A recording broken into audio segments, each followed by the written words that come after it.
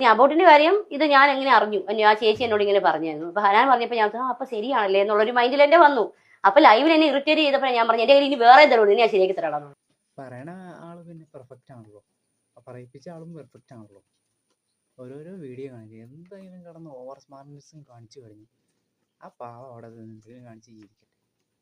നിവൃത്തിയോടെ തന്നെ ഒരു കുടുംബനാഥം നഷ്ടപ്പെട്ടു. എന്നിട്ട് ആ നിവൃത്തിയോട് കൊണ്ടാണ് കാര്യമൊക്കെ ഇച്ചിരി ഇതൊക്കെ ഉണ്ടെങ്കിൽ ആളൊരു ശുദ്ധഭാവം തന്നെയാണ്, ഫുള്ള് ശുദ്ധഭാവം തന്നെ. പിന്നെ എപ്പോഴും പാവമായതുകൊണ്ട് എപ്പോഴും മൂലയ്ക്ക് കരഞ്ഞോണ്ടിരുന്നിട്ട് കാര്യമില്ല.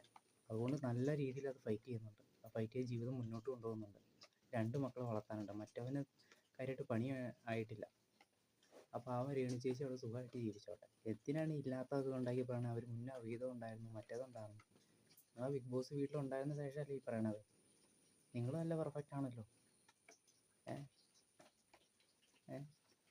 നിങ്ങൾ നല്ല പെർഫെക്റ്റ് ആണല്ലോ, അതെല്ലാവർക്കും അറിയാം. കൂടുതൽ ഇന്ന് അവരെവിടെയെങ്കിലും പോയി സമാധാനമായിട്ട് ജീവിച്ചോട്ടെ. എന്തിനാ ഇങ്ങനെ കുത്തി ഇങ്ങനെ കഷ്ടം.